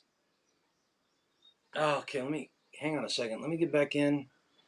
Okay, am I back? Can you hear me now? Okay. See, this is what happens when you start talking about this stuff. They go after you. No, that no, they didn't cut me off because of what I was saying. We lost power. Power's been going on and off all day long here, and it just when it drops off really quick, it'll go off for a second. It causes Starlink to reset, and it takes me a second to get back on. So I apologize, folks. Um, Let me get back. Refresh the screen so I can see the chat. Uh, get get out of top chat. Gee, where am I? Get back in the chat. All right, I think we're back cooking. All right, I apologize for that, guys. Um, are we still on the nonviolent protesting, nonviolent resistance? Oh, we're on question 5 now. Okay. Question number 5. How can individuals prepare to maintain access to alternative sources of information if mainstream channels become heavily censored or controlled? Good question. Uh, going back to the electronic devices, we're going to use a VPN so that we can get outside of our area and get information coming in from other places. Um, encryption tools, decentralized platforms like mesh networks and uh, blockchain platforms. Um, then we're gonna go beyond that, and we're going to step away from the electronic media, and we're going to start using print media. We're going to start printing pamphlets and books, and start communicating that way. We learn encryption methods. You can encrypt your messages on paper, learning one-time pads. Uh, Another way, shortwave radio and ham. Again, it's hard. It's hard for them to to censor that across the board. They can do it locally. They can go out and they can put jammers out, but on a greater scale, they can't do it. They can't do it. And as I said before, if they decide to start dropping missiles down on our ham radios, we've got way bigger problems. Way bigger problems. Leaflets and pamphlets. You know, one of the greatest. I think it's one of the greatest ways of resistance and getting around censorship is those Brandon stickers you found on gas pumps with him holding his thumb up, going, "I did this." You know, that's nonviolent resistance, and it's also getting around censorship because they won't talk about it because somebody that's standing in front of a gas pump can equate the fact that the Biden administration gas prices are up because of them. All right. Another way is community planning. You know, community groups have quilting bees. Quilting bees are a fantastic way to pass information on. You know, as stupid as it sounds, things like that. You know, join the Elks Club, join the American Legion if you're a vet, a VFW if you're a vet of a foreign war. All these things. Church groups are another great way to do it. Skill sharing. There are skills out there that they do not want you to know. That you know. Key example. Look at YouTube's gun policies. How they're constantly changing to make it harder and harder to share those skills. Have workshops. Again, this is why it's important to find out where these festivals are and go to these festivals. And then you've got your mutual aid groups, your MAGs. You know, this is the reason why prepper groups started to begin with, is so they could get around the censorship. Local libraries are another great resource in this thing because they won't go the censorship that you see on the social media platforms does not extend fully to libraries now. They are not burning books. Yeah, they're figuratively burning them digitally, and you've got some librarians that are extremely liberal that are calling books out of their libraries. But they've got, I don't know about where you guys live, but in Missouri they've got the Evergreen Network, and it's a loose confederation. Or it's they brought all the libraries in the state from the universities and public libraries, and you can go online and order a book from someplace else and have it delivered to your local library. You know, it's a great way to get around not finding stuff on social media and everything. Technologically, do what they did with freesteading. You know, throw your own server up. Learn how to throw your own server up. You know, you're still dependent on the ISP, but you know, a lot of these guys, they're not that involved, and it's not until the government comes and knocks on their door that they really care about what people are doing on their network. You know, open source material, as far as like computer sources, or I'm sorry, computer assets, as well as stuff that you can find in print. You know, do you realize there's so much information out there that people don't even realize?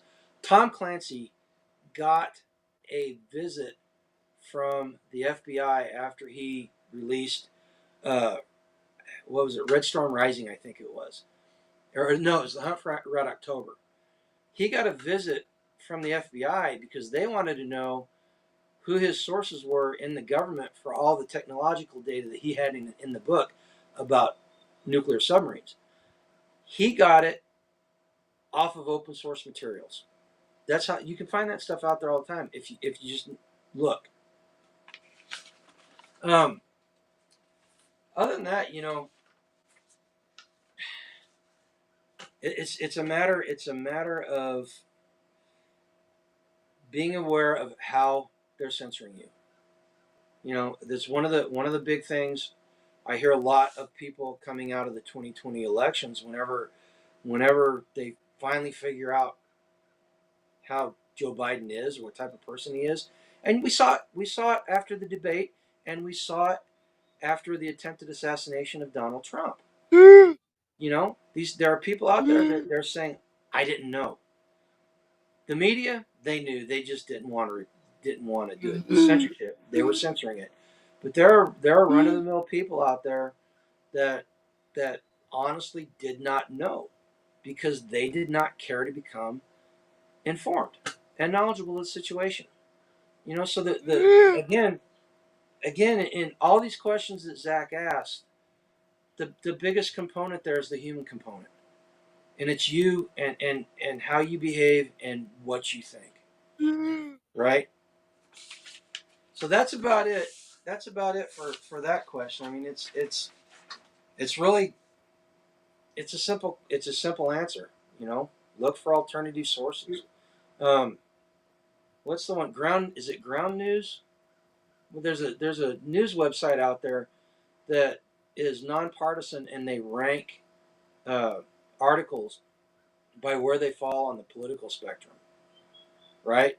And the the the biggest way to get around this is looking at data from as many angles as possible. You know, I visit a website every single day that's a news conglomeration site where people post news from all over the world, and I can tell you right now that the media in Britain and India are more truthful about things that happen in America than the mainstream media here in our country.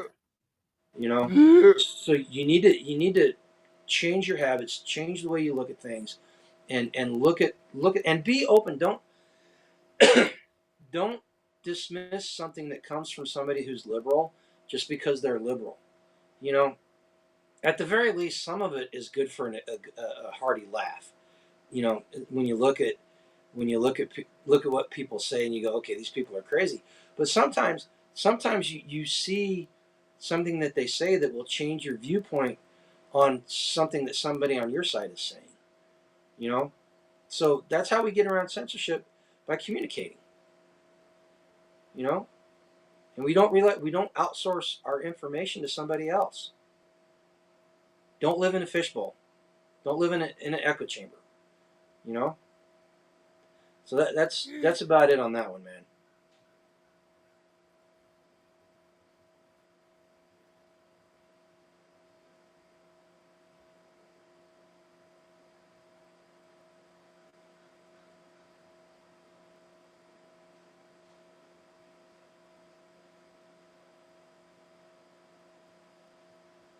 Well,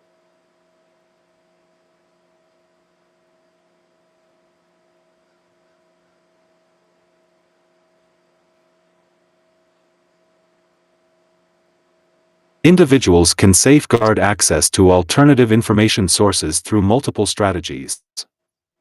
Investing in shortwave radios enables reception of international broadcasts, bypassing local censorship. Learning to use and access the dark web via Tor or similar networks provides a gateway to uncensored content. Establishing secure, encrypted communication channels with trusted contacts facilitates information sharing outside official narratives. Stockpiling physical books, offline digital archives, and alternative media ensures a knowledge base independent of internet access. Cultivating a network of reliable, diverse information sources internationally can provide perspectives unavailable domestically. Supporting independent journalists and alternative media platforms financially helps maintain their operations under pressure. Developing skills in citizen journalism allows individuals to become information sources themselves. Current U.S. government has not implemented widespread censorship comparable to authoritarian regimes. However, concerns about media consolidation, potential social media regulation, and the spread of misinformation have sparked debates about information control. Some argue these concerns justify increased oversight, while others view them as pretexts for restricting free speech.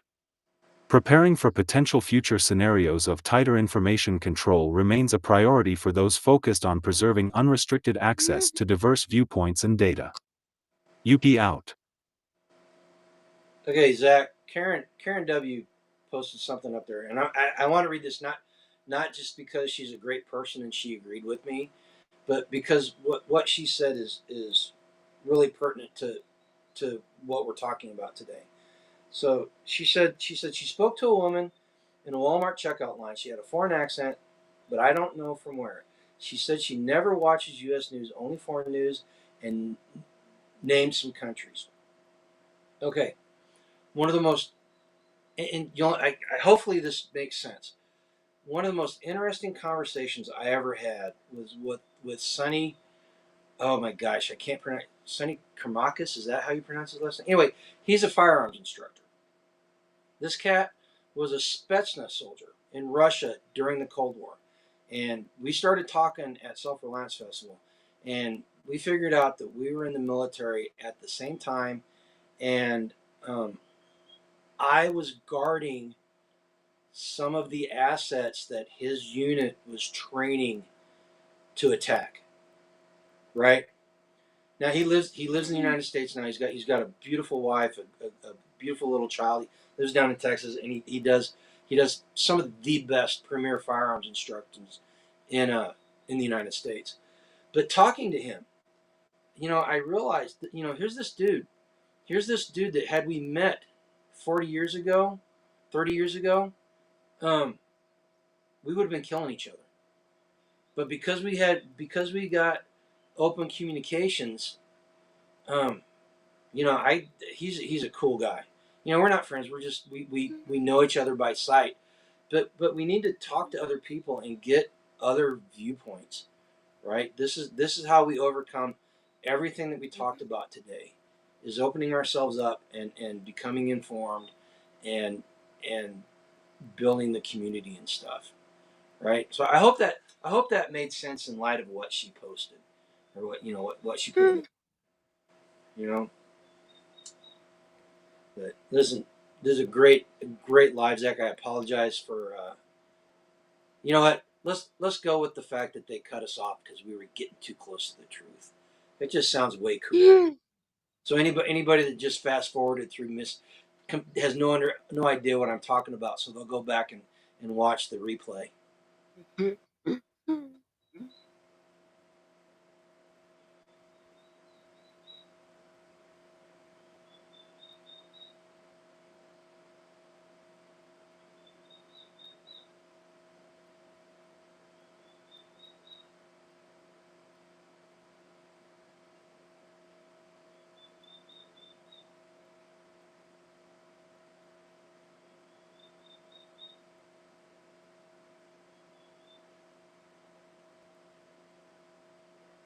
Any final thoughts on today's discussion? Yeah. First off, Caleb put this live was awesome. What makes these lives awesome, people, is the people in the chat. We can get on here and we can talk about this stuff, but it's the people that support us by coming and watching our lives and hitting the thumbs up on the channel, and subscribing to us. You guys are the ones that make it all worthwhile. And we talk about building community, and yes, our main emphasis is on physical community, right? In fact, Skanesgrove is becoming part of our community. Hope I didn't step out of line there, but so you meet these people online, and it can turn into physical community.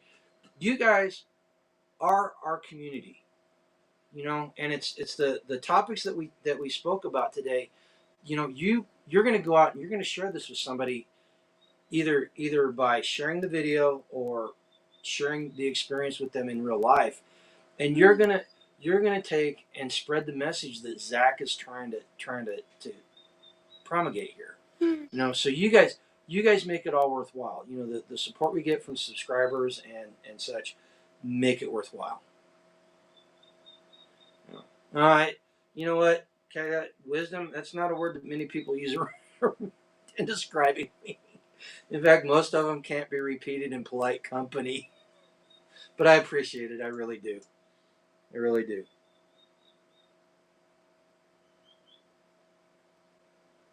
But yeah, and that's so yeah. You guys go out there, build your communities, and just start doing it, man. It's intentional. Like I said, it is intentional. That's it, Zach.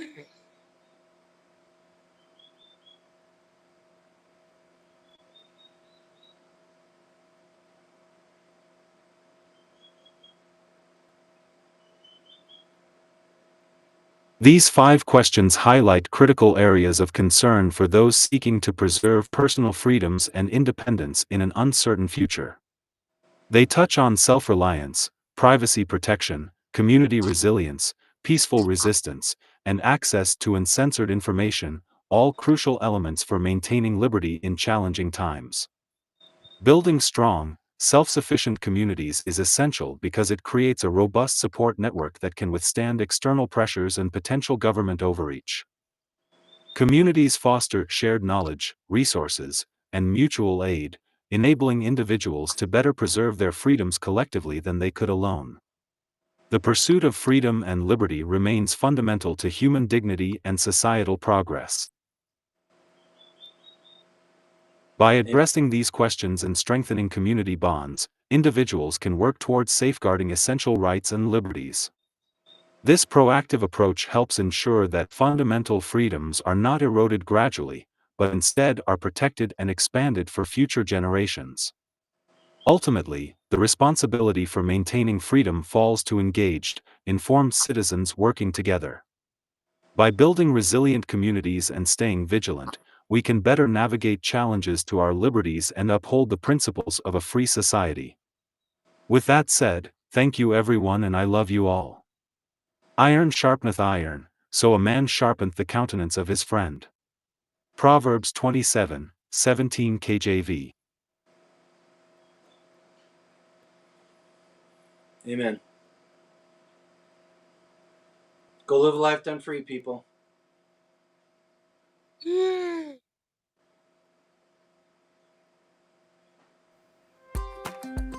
Hey community, Unique Prepping has partnered up with Hunter Brothers Coffee. It's a veteran-owned coffee company out of Pennsylvania. They sell across the world, and have light, medium, dark roasts, ground or whole beans, and even flavored coffee. If you like to order coffee, use my link in the description of this video or go to my LinkTree. At checkout you'll get a 9% discount. Order you some coffee and help support veterans in need and help get service dogs as well. Thank you, and let's help our veterans since they helped keep our country safe.